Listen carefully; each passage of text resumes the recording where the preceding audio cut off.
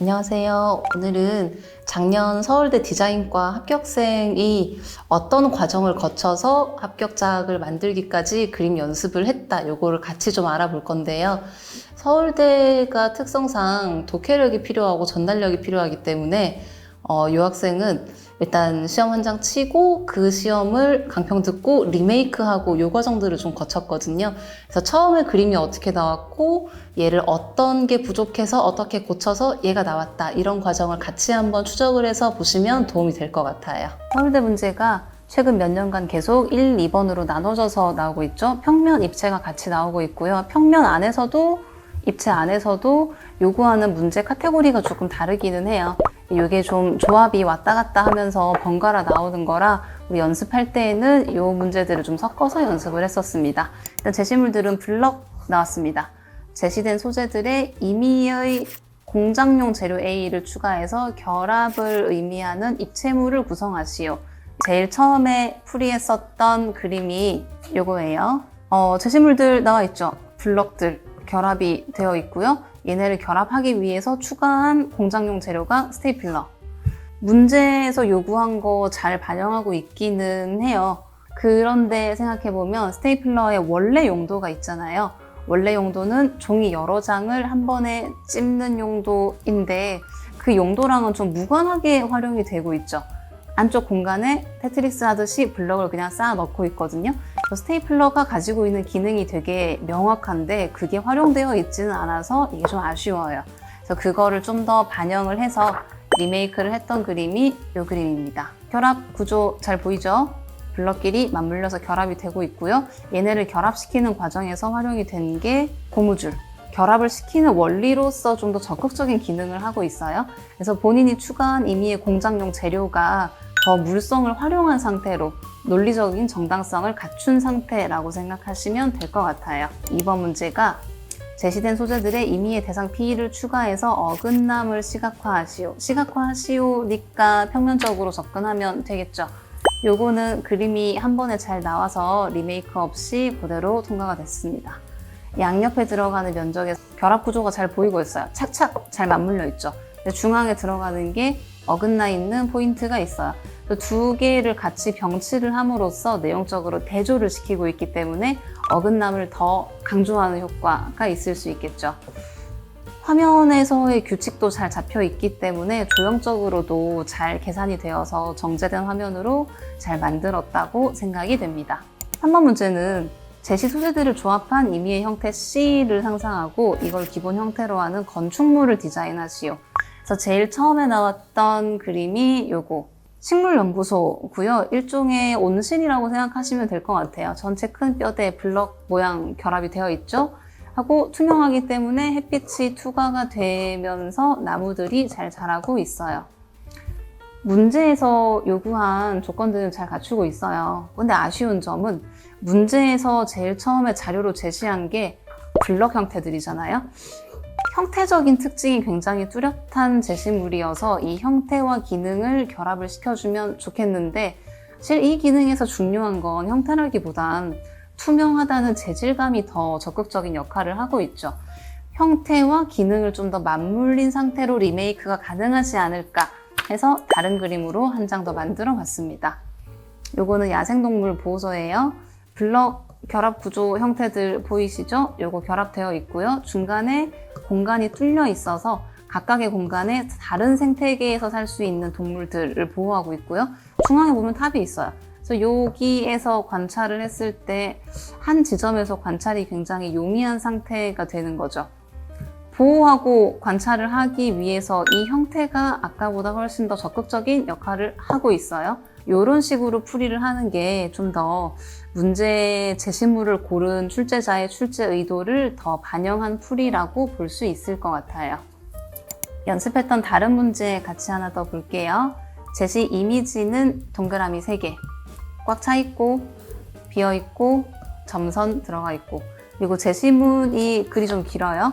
첫 번째가 한자로 빌공, 비어있다에 해당하는 내용이고요. 두 번째는 현대의 물질이 얼마나 비어있는 상태인가를 서술을 한 제시문이에요. 문제는 제시 이미지를 소재로 제시문을 표현하는 이미지를 재구성하시오. 동그라미를 통해서 비어있음을 표현하는 것. 제시 이미지 이외의 대상은 사용할 수 없습니다.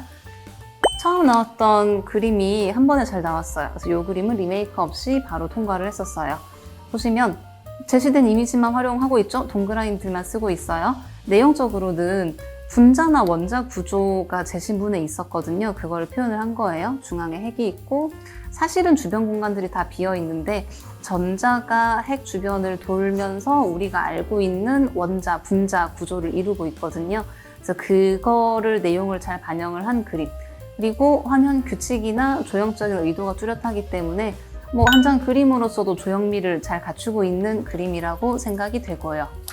2번 문제는 제시 이미지와 제시문이 전달하는 걸 재해석해서 현대인에게 필요한 도구나 시설을 디자인하시오. 도구나 시설, 어떤 기능이 들어가 있어야겠죠. 그래서 제일 처음에 나왔던 그림이 이거였거든요. 우리 속담 중에 장님이 코끼리 만지듯 이런 내용이 있죠. 그거를 반영을 한 그림이거든요. 코끼리 띄엄띄엄 부분만 설치되어 있고 시야를 가리고 만져보고 어떤 모습일지 예측해보고 안대를 벗고 다시 한번 확인해보고 비어있음을 적극적으로 활용을 한 내용이어서 내용 자체는 재미는 있는데 문제에서 요구한 건 도구 혹은 시설이었거든요. 기능이 있는 물체인데 이걸 어떤 기능을 가지고 있는 도구나 시설이라고 얘기하기에는 곤란할 것 같아요. 요거는 내용이 재미있긴 하지만 이 상태의 아이디어는 독해가 부족한 상태로 보일 수 있어요. 그래서 문제가 요구한 걸 좀 더 반영해서 리메이크한 그림. 빗자루고요. 솔이 있는 거가 뭐 여기저기 먼지도 낄 수 있고 불편하니까 부분적으로 얘를 비워내서 대체하는 거. 그리고 빗자루가 원래 하는 기능 자체가 먼지를 쓸어서 비우는 거기 때문에 얘의 기능도 얘의 조형 방식에서도 비워져 있다는 내용을 지금 반영을 하고 있는 거죠. 그리고 이건 확실하게 도구죠. 기능이 있는. 그래서 문제가 요구하는 그 범위를 벗어나지 않으면서 좀 더 정확한 독해가 된 케이스로 생각을 할 수 있을 것 같아요. 다음 문제 같이 한번 볼게요. 단절을 표현하시오가 1번 문제입니다. 문제 간결하죠? 제일 처음에 나왔던 그림이 요거예요. 단절 잘 표현하고 있어요. 실들 원래 연결되어 있었는데 가위가 쭉 얘네들을 밀고 올라가면서 끄는 상태, 단절이 지금 되어 있죠. 내용적으로 괜찮은데 이 내용을 좀 더 극대화해서 전달할 수 있는 이미지를 만들 수 있을 것 같거든요. 여기 부분이 단절을 직접적으로 표현하는 그림의 일종의 주제부, 포인트가 될 거잖아요. 여기를 좀 더 강조하는 식으로 이미지를 살짝 수정을 할 수 있지 않을까 해서 요거는 리메이크 과정을 거쳤습니다. 일단 가위 좀 키우고 얘가 중요한 역할을 하는 애니까.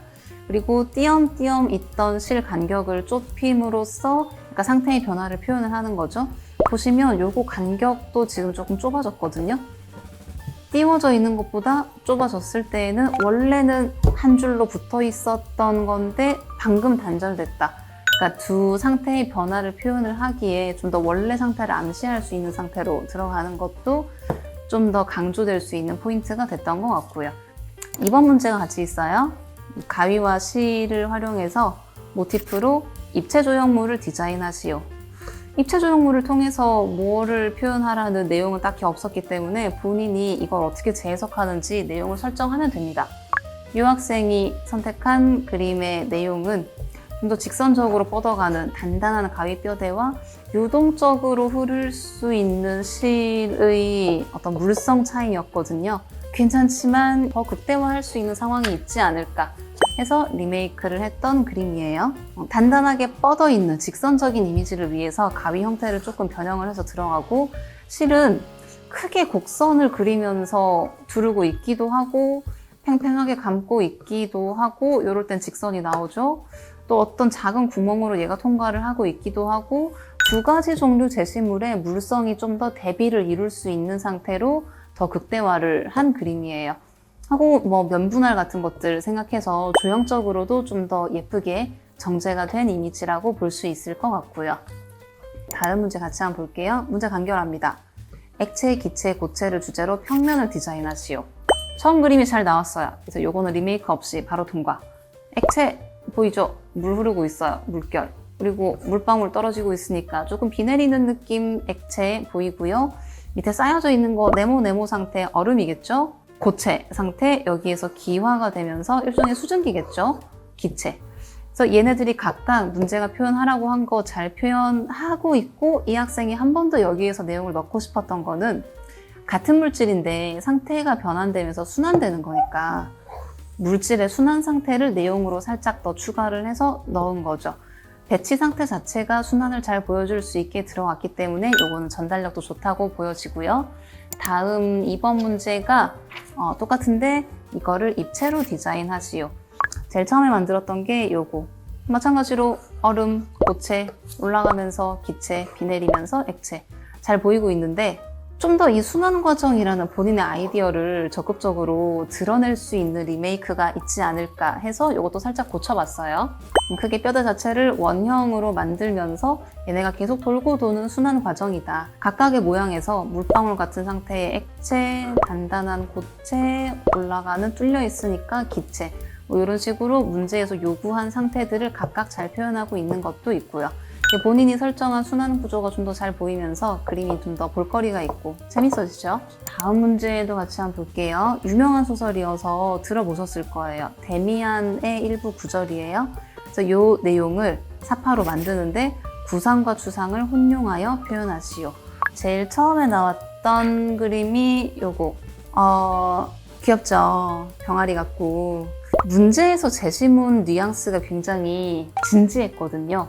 근데 그거에 비해서 이렇게 캐릭터화돼서 단순화돼서 들어가는 게 너무 유머러스하거나 가벼워지는 뉘앙스를 풍겨서 제시문하고 조금 어울리지 않는다 하는 느낌도 있고요. 근데 여러 개 반복되는 상황 중에서 단 하나가 부화했음, 요거 내용을 전달하고 싶은 것 같은데 사실 제시문에서 여러 개 중에 하나라는 말은 있지 않았기 때문에 제시문을 정확하게 정직하게 반영을 한다면 태어나지 못한 새와 태어난 새와 두 개를 대조를 시키면 돼요.